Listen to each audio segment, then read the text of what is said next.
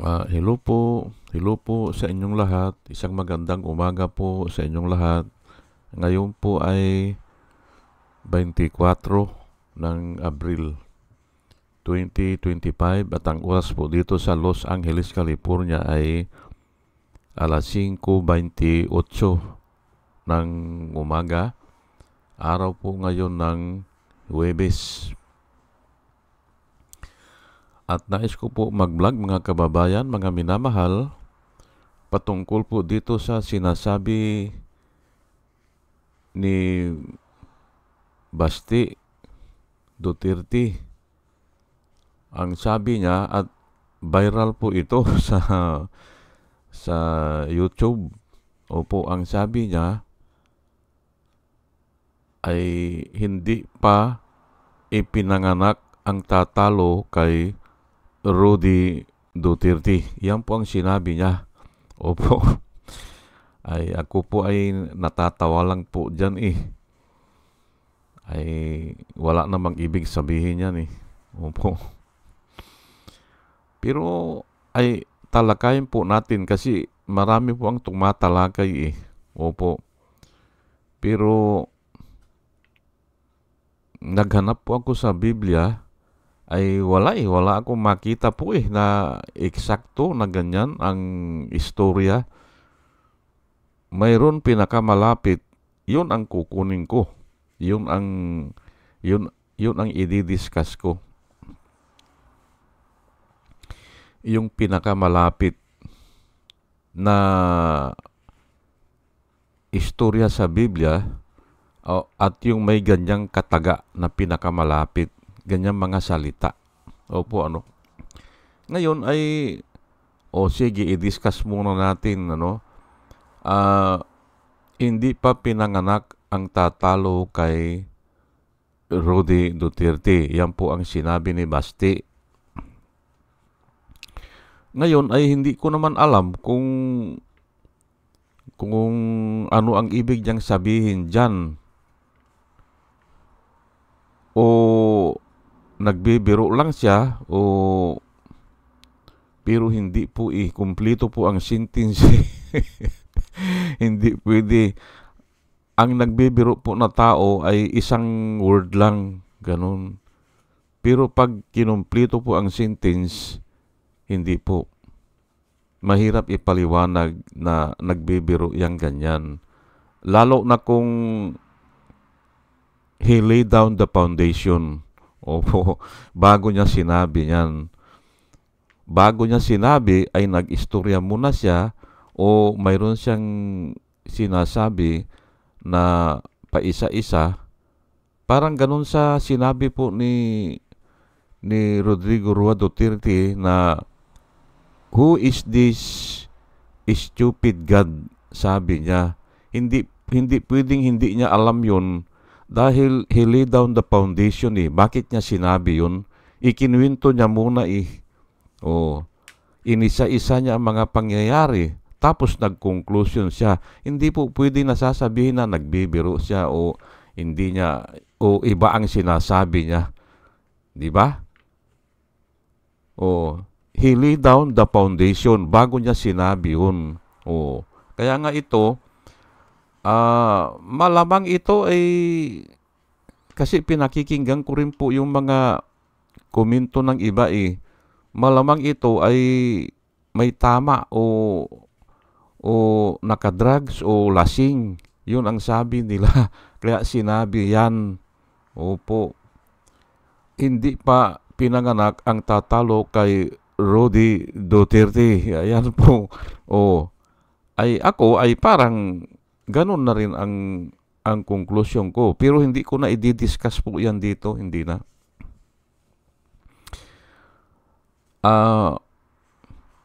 Ang i-discuss ko na yun din ang sinasabi ng iba ay mayabang o arrogante o napakataas para sabihin yan. Opo, una-una wala naman siyang alam dyan sa sino bang ipapanganak, hindi ba? Wala kasi nga ang tao hindi naman alam ang lahat Ang Diyos lang po ang nakakaalam ng lahat. Pero ang tao Ay bakit ka magsasabi ng ganun? Hindi ba? O yun lang ah, bago ko banggitin po yung Bible verse na patungkol diyan, ay hayaan niyo muna po na batiin ko po muna o pasalamatan mga kababayan, mga minamahal, itong mga sumusubaybay po sa atin, ay salamat po sa inyong lahat. Ito po sila si Pusikat, si Doris May, si Antonino, si Ronel, si Ibi Cumpio, si Joey Valenzuela. Salamat po sa inyong lahat. Third, pangatlo, user NB, Parot Parot, Pabs Naranja, Romel Solier, Padua Lloyd Trabier, Andre Sanario, Jonah Canao, Rosana Kawili, Bir Orozco, Ernie Caliago, Christine Joranas, Digna Umali, Julie Antan, Jose Labir Niabot, Andy Gimpaw, User GH, RC Guillermo, Joseph Angelo, Mayra Midaina, Rafael Aquilato, Mayit Hensyo, Dio Yanong, Bilya Lagueño, Mr. Yang Toy, Emilita Roa, Monica Nungsao, Richard Jamura, User KK, User XQ, Nilson Nukop, Salvacion Akisar, Sinaida San Andres, Joey Chavez, Ramon Junior Rojas, Hael Berliar, Rose Jack, Jack Normi, Arnel Araujo, Vicente Tabladi, Sweet Potato, Kuku Guid, Orly Nunez, Estrella Rumbano, Arian Mendoza, Nieves Olaviris, Aldrin Impalmado, Malaya Mendoza, Rolando Dordas,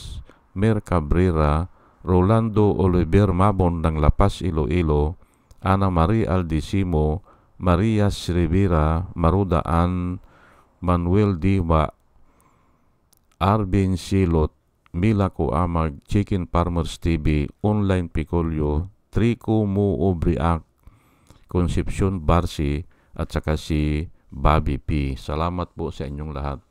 At ito naman po ang mga vloggers na nirirekomenda ko po sa inyo na ating panoorin at suportahan. Ito po sila, si Michael Apasible Bulletin, Attorney Enzo Ricto, Bunyog Pagkakaisa, Vlogcaster Armandin, Engineer Toto Kausing, Aling Marie, Mr. Sa Totoo Lang To, Christian Isguera, PMTGR Vloggers, The Action Man, Roy Japan Tours, Divina Apostol, CG Pichay, Kapihan ni Art at Ago, Dimjus Journey Kakamping, Ang Batas with Attorney Claire Castro, Ka Waldi Carbonel at saka si Attorney Silo Magno at saka si Kristan. Ugaliin po natin na makinig sa kanila at marami po tayong matututunan sa kanila, at nakikita ko po na sila ay nagbablog para po sa ikabubuti ng bayan. O sige po, at tayo po ay tuloy-tuloy na sa ating i-discuss mga kababayan, mga minamahal, ay itong sinasabi ni Basti na hindi pa pinapanganak ang tatalo kay Rodi Duterte. Ay bakit hindi ba niya alam na nadakip na yan? Hindi ba? Hindi ba niya alam na si Kibuloy ay nakakulong na? At si Duterte, si Rodrigo Rua Duterte, hindi ba niya alam yan? Bakit sasabihin pa niya na hindi pang pinanganak ang tatalo? Hindi ba? Ay, baka hindi siya aware o hindi siya nagbabasa o aywan ko lang bakit yan pang sinabi niya? Hindi pa pinanganak. Opo. Bakit kaya? Ay ako din ay naguguluhan din ako eh. Nakakulong na po ay. At marami nga nagsasabi, hindi na makakauwi yun ng buhay. Opo. Ay ako, naniniwala din ako dun. Naniniwala ako dun na malamang ay hindi na makakauwi ng buhay. Yun po Pero ay huwag muna natin yan ang pag-usapan. Ito ang Matthew 26:24. Ito ang pinakamalapit na mayroong parang ganyan. Opo. Ay pasensya na po kayo kasi nga ay ako pag ang topic, kumukuha ako ng Bible verse po . Si Jesus Christ po ang nagsalita nito bago siya dakpin. Nung gabi na bago siya dakpin, ito po ang sinabi niya, "The Son of Man indeed goes just as it is written of him." Yung po ang sinabi niya. Siya po ang tinutukoy niya. Madalas na beses kasi o maraming beses ang tawag niya sa sarili niya ay Son of Man. Opo. Hindi niya sinasabi na siya ang Son of God. Pero mayroon din siyang sinasabi na siya ang anak ng Diyos o Son of God. Dito ginamit niya, "The Son of Man indeed goes just as it is written of him.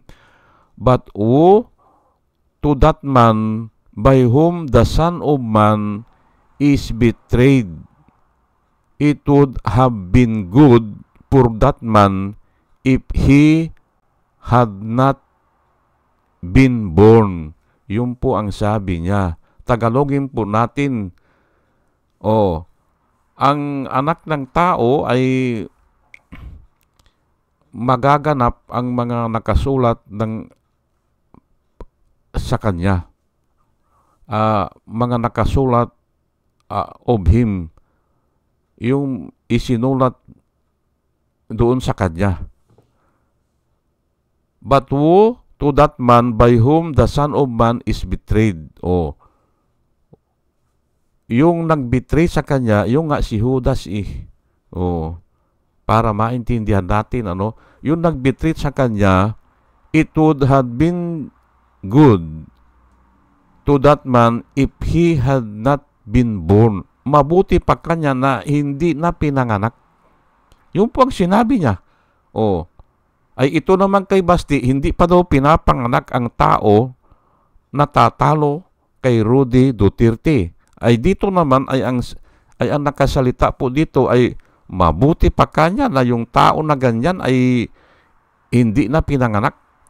Pero ito po ay ni-research ko po ito, Itong verse na ito, pinagtatalunan po ito kung exactly na ganyan ang sinabi ni Jesus Christ. Mayroon kasi nagsasabi na parang hindi ganyan ang translation. Pero wala naman tayo magawa kasi nga ayan na ang translation po sa New King James Version at yung mga sumunod, ganyan na nakasulat Opo.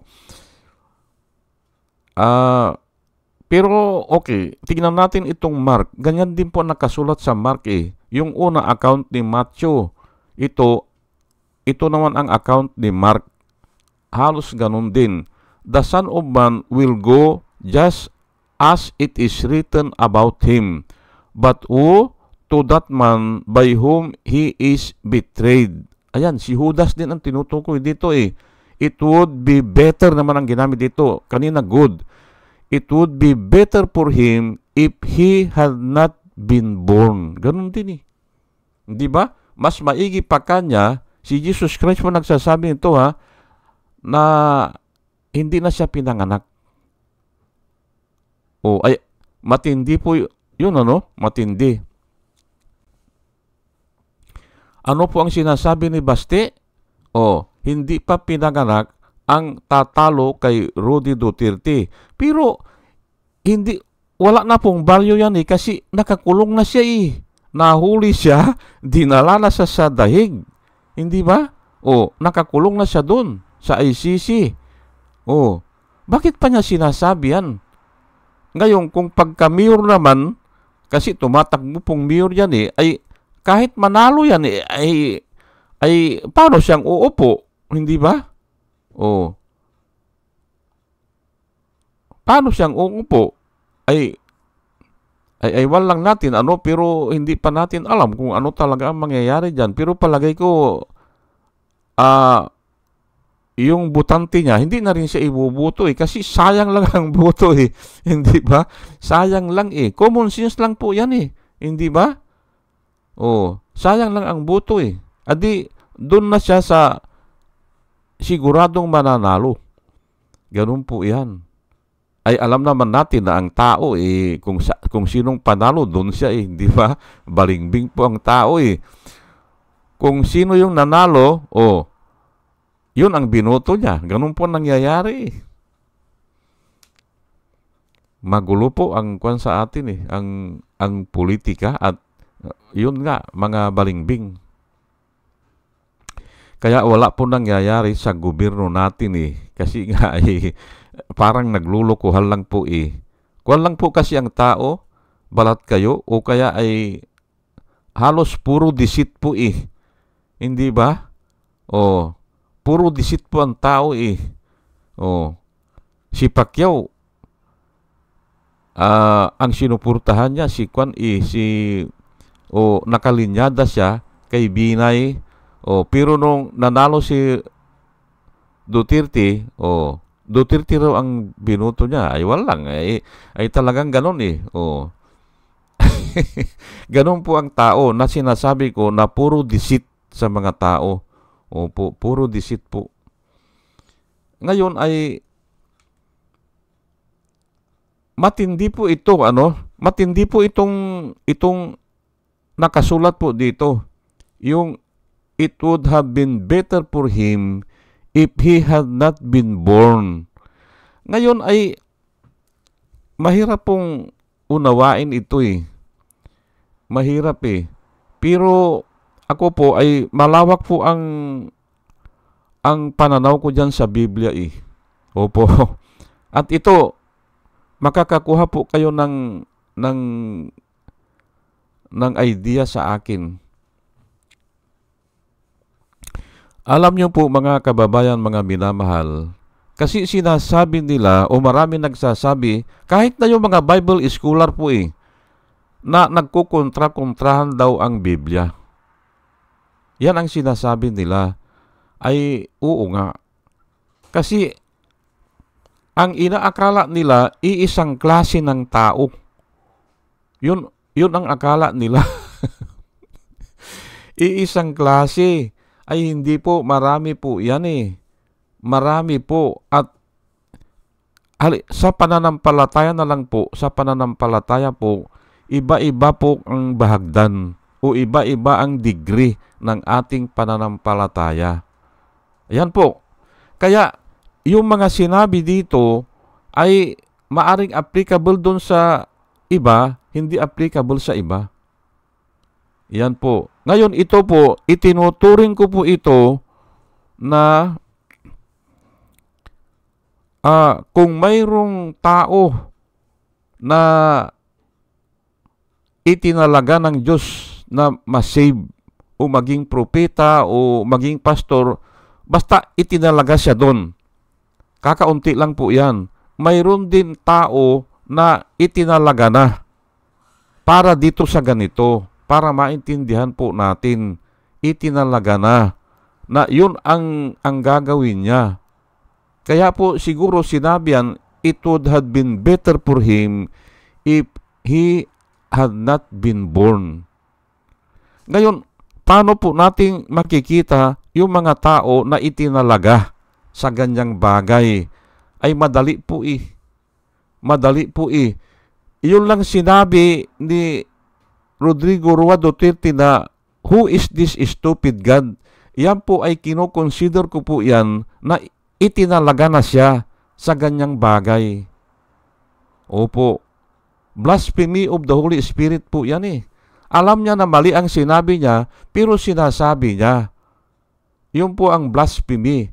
Ay wala pong kapatawaran yan Walang kapatawaran po yan, sinabi ni Jesus Christ.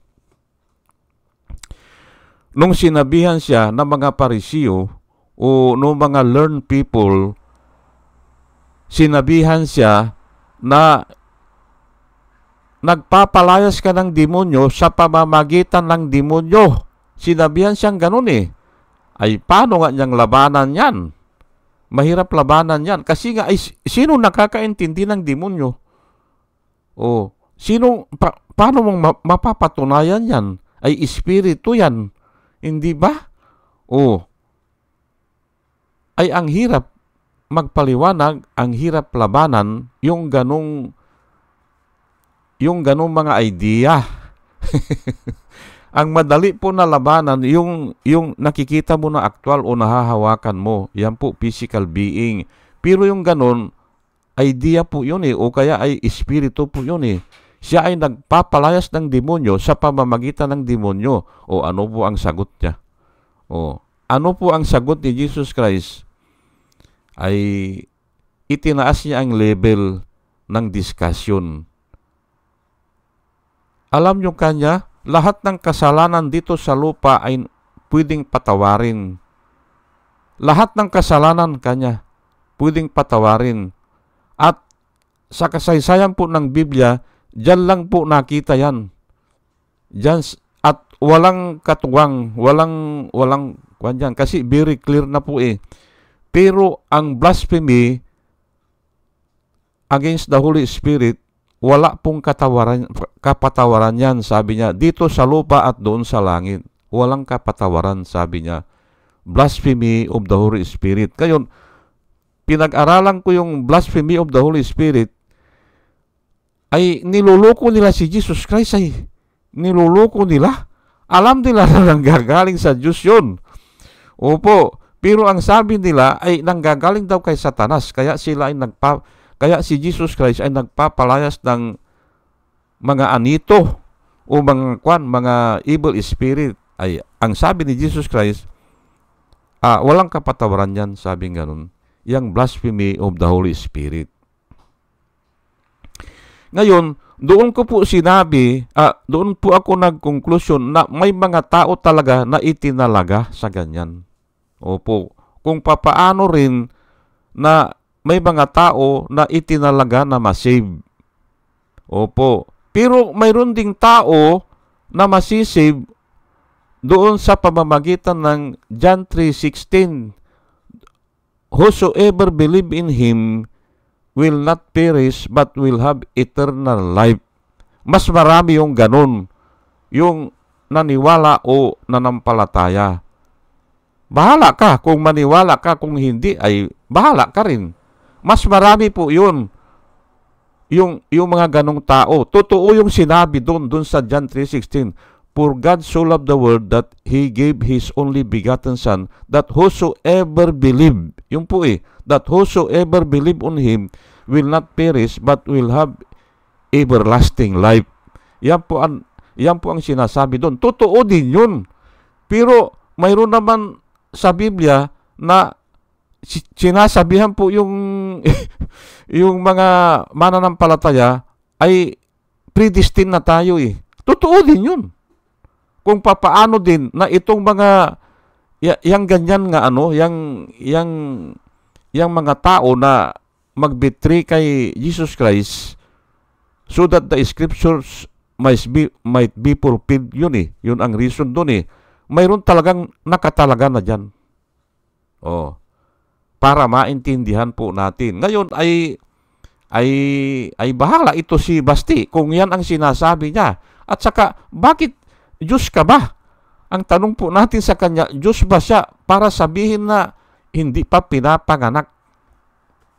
Mayroon po akong nakadebate noon. Maliit pa ako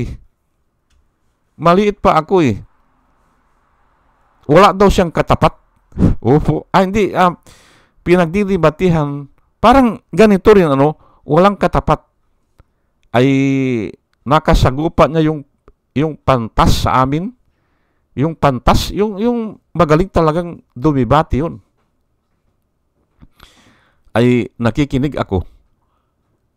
Ay wag mong sabihin kanyan na wala kang katapat. Sabi niya Kasi yung pusali, sabi niya, yung pusali, yung ang tawag namin diyan ay parang yung madi yung putik yan putik. Ano ang katapat niyang kanya? Langit ang katapat niyan, sabi niya wag mong sabihin lahat kanya may katapat. Yun ang sabi niya. Yang pusali na yan, diyan mo nakikita ang langit. Kasi parang salamin yan kung may tubig, yung pusali. Diyan mo nakikita ang langit. Ano ang katapat ng pusali? Langit. Oh, natalo yung kuan hindi ba? Oh, ay dito naman kay Basti, hindi pa daw pinapanganak, ay kayabangan lang po yan. Kayabangan lang po yan. Una-una, paano niyang malalaman yan na hindi pa pinapanganak? At yun nga, ang pangalawa ay nahuli na nga nakakulong na nga Oh, dapat yan ay mag-slow down na sila diyan sa ganyang pananalita. At ito po itataas ko lang po Proverbs 16 verse 18. Pride goes before destruction, and a haughty spirit before a fall. Ayan po ang nakasulat. Pride goes before destruction, and a haughty spirit before a fall. Oh, nauuna daw talaga ang pride, hindi ba? O yung kayabangan, hindi ba? O yung arrogance, hindi ba? Nauuna bago siya ma-destroy. At yung haughty spirit, parang itong haughty spirit ang clean spirit o mayabang na spirit before the fall, bago bumagsak. Ayan na nga nangyari kay Rodrigo Roa Duterte, hindi ba? O hulihin nyo na ako, ICC, hurry up! Sabi niya, hindi ba? Hurry up! O, ay hindi ba kayabangan yan, hindi ba? O, ay kung i-replay yun. O, i-replay sa, naku po, hindi niya lulusutan yan. Napakinggan ko na yung dating judge ng ICC. Kasama yan, sabi niya, yung mga deklarasyon sa media. Opo, pwede yan, i-replay yan. Lalo na kung yung sinasabi ko nga he laid down the foundation bago niya sambitin yan. Paano niya tatakasan yan, hindi ba? Hindi niya matakasan yan, Pinaliwanag niya, tapos nag-conclusion siya, ay pagsama-samahin mo yun, hindi pwede na nagbibiro lang siya o nadulas lang siya. Nadulas kung isang salita lang. Opo. O nabigla lang, hindi ba? O. Pero kahit na nabigla, sinasabi din ang katotohanan po kahit na nabigla. Hindi ba? Ganon po yan. O, James 4:6. Santiago chapter 4 verse 6. Ito po but he gives more grace. Therefore, he says, God resists the proud, but give grace to the humble. Ayan po. Iyan po ang sinasabi ni James. Ngayon ay kung ituloy-tuloy nila yung ganyan na pananalita, hindi pa pinapanganak ang taong tatalo kay Rudy Duterte, ay may kalalagyan yan. Kasi nga, hindi sila makasumpong ng habag sa Panginoon. Kasi nga, dito sa nakasulat. Hindi ba? O, ayan po, hindi ba? O, ay doon sa sinasabi ko na iba-iba po ang tao. Iba-iba. Lahat po ng nakasulat sa Biblia, totoo yan. Opo. At ang nakikita ko po, kaya nag-aaway-away pong mga tao o yung mga pastor, kasi nga akala nila, yun lang ang totoo. Hindi. May sinabihan dito, may topic doon, may mga deklarasyon patungkol dito. O, yun, totoo lahat yun. Totoo. Ay kaya nga nag-aaway-away, ay pinipilit nila na nakadestino na raw sila sa ganun. May nakadebate nga ako Pero okay naman kasi nung naliwanagan siya, paano ka kung nakadestino yan na hindi ka naman nagbibigay ng pira para sa church? O, paano ka nakadestino yan? Ay ang nakadestino lahat na ng iyong buhay, iyong ari-arian, bali wala na sa'yo. Ay natauhan siya. Bakit mo ikiklim na nakadestino ka na? Diyan makikita diyan magmamanipis yan kung wala ka ng itinitira sa'yo na ari-arian. Nakadestino ka na, palagay ko. Ganun. Ay pero kung hindi ka nagbibigay ay hindi naman umangatin ng wala kailangan ibigay mo yung time mo, yung energy mo, at saka yung resources mo. Ganon ang pwede nating sabihin kako na nakadestino ka na. Oh, pati nga buhay iaalay eh. Oh, mayroon bang ganon kako? Mayroon, sabi niya. Mayroon ba kakong hindi naman inaalay ang buhay? Mayroon. O, adi iba yan kako. Iba yan. Idinaan ko lang doon sa hindi siya nagbibigay ng pira para sa simbahan. O, kaya nga kako nagkakamali ang tao eh. Kasi nga, nabasa nila, predestined sila. Ay iba ang pinagsasabihan doon. Pati nga yung kay Kwan eh, yung kay